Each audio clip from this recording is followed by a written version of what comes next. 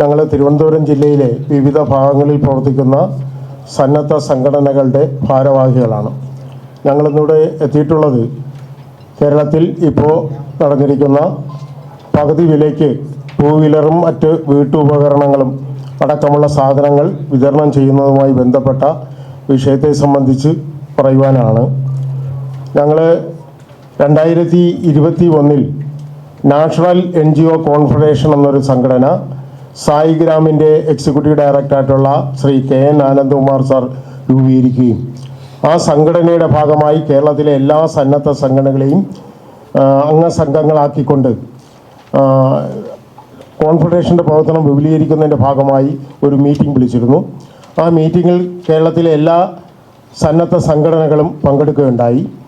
സന്നദ്ധ സംഘടനകളുടെ ശാക്തീകരണമാണ് ഈ കോൺഫെഡറേഷൻ്റെ ലക്ഷ്യമെന്നും അതിൻ്റെ നാഷണൽ ചെയർമാൻ KN ആനന്ദകുമാർ ആണെന്നും അതിൻ്റെ നാഷണൽ കോർഡിനേറ്ററും സംസ്ഥാന സമിതിയുടെ സെക്രട്ടറിയും അനന്തകൃഷ്ണനാണെന്നും അതിൻ്റെ മുഖ്യ രക്ഷാധികാരി Shri retired justice CN Ramachandran നായരാണെന്നും ആ യോഗത്തിൽ അനൗൺസ് ചെയ്യുകയുണ്ടായി.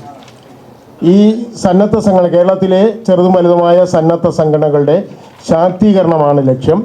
ഒരു നല്ല ദിശാബോധത്തോടുകൂടി പൊതുജനങ്ങളുടെ ഇടയിൽ പ്രവർത്തിക്കുന്നതിനാവശ്യമായ പരിശീലന പരിപാടികളും മറ്റ് പ്രവർത്തനങ്ങളും സംഘടിപ്പിക്കുകയാണ് ഇതിൻ്റെ ലക്ഷ്യമെന്ന് പറഞ്ഞാണ് ഞങ്ങൾ ഈ പ്രസ്ഥാനവുമായി ബന്ധപ്പെടുന്നത്.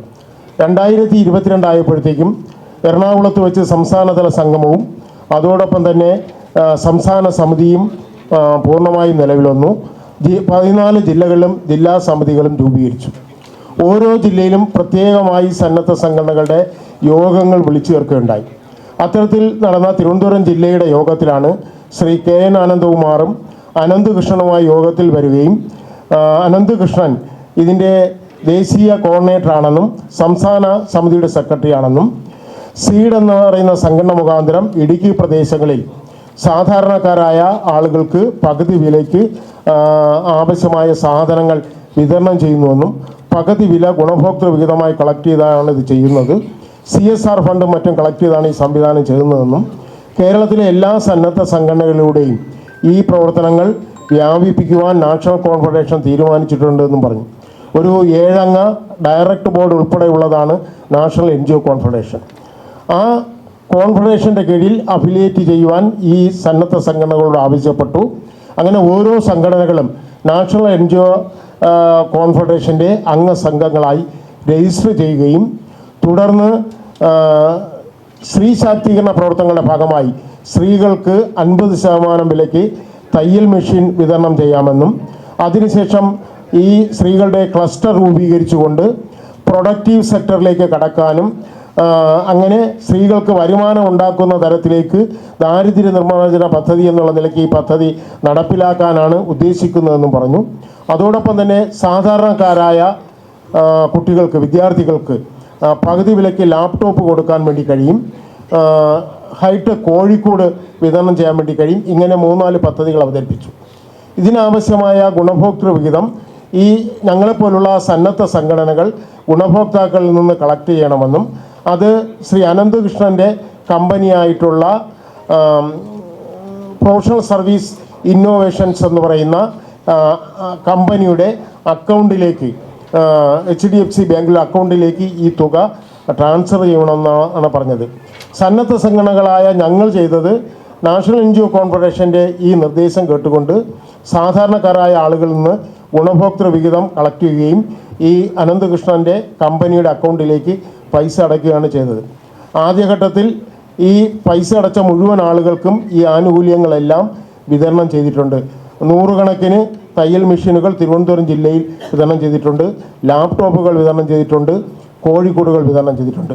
2ാം ഘട്ടമായിട്ടാണ് സാധാരണക്കാരായ സ്ത്രീകളുടെ യാത്രാ സൗകര്യം മെച്ചപ്പെടുത്തുന്നതിന് പകുതി വിലയ്ക്ക് അവർക്ക് 2 വീലർ നൽകാനുള്ളൊരു പദ്ധതി റെഡിയായിട്ടുണ്ടെന്നും അതിലേക്ക് ആവശ്യമായ ഗുണഭോക്താക്കളെ കണ്ടെത്തി ഗുണഭോക്തൃ വിഹിതം സമാഹരിച്ച് ഈ അനന്തകൃഷ്ണൻ്റെ കമ്പനിയിലേക്ക് അടയ്ക്കണമെന്നും ശ്രീ KN ആനന്ദകുമാറും അനന്തകൃഷ്ണനും ഞങ്ങളുടെ ജില്ലാ സമിതി യോഗങ്ങളിലും സംസ്ഥാന നിർവാഹക സമിതി 14 ജില്ലയിലെയും ജില്ലാ ഭാരവാഹികൾ ചേരുന്നതാണ് സംസ്ഥാന നിർവാഹക സമിതി ആ യോഗത്തിൽ അനൗൺസ് ചെയ്യുകയും അതിൻ പ്രകാരം കേരളത്തിലെ എല്ലാ സന്നദ്ധ സംഘടനകളും ഈ തുക ഗുണഭോക്താവിൽ നിന്ന് കളക്ട് ചെയ്യുകയും ഈ പറഞ്ഞ അക്കൗണ്ടിലേക്ക് അയക്കുകയും ചെയ്തു. പക്ഷെ ആദ്യഘട്ടത്തിൽ ടൂ വീലറുകൾ യഥാസമയം എല്ലാവർക്കും കിട്ടിക്കൊണ്ട് പൈസ അടച്ച് 2 മാസത്തിനകം തന്നെ തിരുവനന്തപുരം ജില്ലയിൽ പൈസ അടച്ച മുഴുവൻ പേർക്കും കിട്ടി. ഇത് കേരളത്തിലെ എല്ലാ ജില്ലകളിലും എല്ലാവർക്കും കിട്ടി. പക്ഷേ അടുത്ത ഘട്ടം കഴിഞ്ഞ 2023 മാർച്ചിലാണ് അഡീഷണലായി കുറച്ച് പേർ കൂടി കൊടുക്കാൻ കഴിയും, ഈ ആളുകളെ പൈസ അടയ്ക്കാൻ വേണ്ടി പറഞ്ഞു. വീണ്ടും പൈസ അടച്ചു. അതിലും ചില ആളുകൾക്ക് കിട്ടി, ബാക്കി ഇപ്പോഴും അവശേഷിക്കുകയാണ്. ഏതാണ്ട് 960 പേർക്ക് തിരുവനന്തപുരം ജില്ലയിൽ ഇനി ടൂ വീലർ കിട്ടാനുണ്ട്. അപ്പോൾ ഇതുമായി ബന്ധപ്പെട്ട് ഇപ്പോൾ അനന്തകൃഷ്ണൻ്റെ അറസ്റ്റിനെ തുടർന്ന് ഈ കേരളത്തിലെ സന്നദ്ധ സംഘടനകളുടെ പേരിൽ ഗുണഭോക്താക്കളായ ആളുകൾ പരാതി കൊടുക്കുകയും പോലീസ് കേസ് രജിസ്റ്റർ ചെയ്യുന്ന ഒരു സാഹചര്യം നിലനിൽക്കുകയാണ്. നമുക്കറിയാം, ഞങ്ങൾ സന്നദ്ധ സംഘടനകളെ സംബന്ധിച്ച് ഞങ്ങൾ വളരെ സുതാര്യമായി പ്രവർത്തിക്കുന്ന സംഘടനകളാണ്. കേരളത്തിലെ സാമൂഹ്യ രംഗത്ത്, സേവന രംഗത്ത് വിവിധ മേഖലകളിൽ വ്യത്യസ്തമായ പ്രവർത്തനങ്ങൾ കാഴ്ചവെക്കുന്ന ഏതാണ്ട് 200ഓളം സന്നദ്ധ സംഘടനകളാണ് കേരളത്തിൽ ഈ NGO കോൺഫെഡറേഷനിൽ ഇത്തരം പദ്ധതികളുടെ ഗുണഭോക്താക്കളെ കണ്ടെത്തുന്നവരായി രജിസ്റ്റർ ചെയ്ത് മാറിയിട്ടുള്ളത്. അതുമാത്രമല്ല, 2000ഓളം വരുന്ന സന്നദ്ധ സംഘടനകൾ സപ്പോർട്ടിംഗ് ഏജൻസികളായി ഓരോ സംഘടനയുടെയും കീഴിൽ ഇതിനകത്ത് രജിസ്റ്റർ ചെയ്ത് പ്രവർത്തിച്ചു വരുന്ന ഒരു സമയത്താണ് ഇത്തരത്തിലൊരു സാഹചര്യം ഉണ്ടായത്.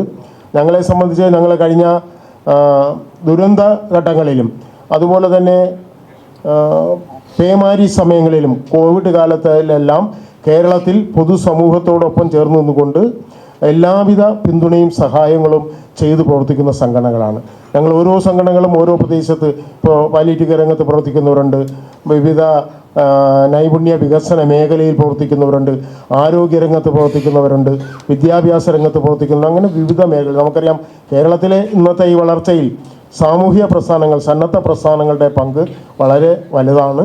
ഈ ഉണ്ടായിട്ടുള്ള മാറ്റങ്ങളിലെല്ലാം വളരെ വലിയ പങ്കാണ് സന്നദ്ധ പ്രസ്ഥാനങ്ങൾ വഹിച്ചിട്ടുള്ളത്. ആ സന്നദ്ധ പ്രസ്ഥാനങ്ങളെല്ലാം ഇന്ന് വലിയൊരു പ്രതിസന്ധിയിലായിരിക്കുകയാണ് ഈ ഒരു സംഭവത്തോടു കൂടി. അതുകൊണ്ട് സന്നദ്ധ സംഘടനയുടെ പേരിലേക്ക് കേസുകൾ എടുക്കുവാനുള്ള തീരുമാനങ്ങളും നിർദ്ദേശങ്ങളും നടപടികളും നിർത്തിവെക്കണമെന്നും വസ്തുനിഷ്ഠമായി ഈ പ്രശ്നത്തെ സംബന്ധിച്ച് അന്വേഷണം നടത്തി കുറ്റക്കാരായ ആളുകളെ നിയമത്തിന് മുന്നിൽ കൊണ്ടുവരുവാനും അതോടൊപ്പം തന്നെ വിവിധ ഇടപാടുകളിലൂടെ ഞങ്ങൾ സമാഹരിച്ച് നൽകിയ തുകകൾ മറ്റു പല അക്കൗണ്ടിലേക്കും കൈമാറിയിട്ടുണ്ടെന്നും ആസ്തികൾ സൃഷ്ടിക്കപ്പെട്ടിട്ടുണ്ടെന്നും വ്യക്തിപരമായി ആസ്തികൾ സൃഷ്ടിക്കപ്പെട്ടിട്ടുണ്ട് എന്നുമാണ് ഓരോ ദിവസവും പോലീസിൽ നിന്ന് പുറത്തു വരുന്ന വിവരങ്ങൾ.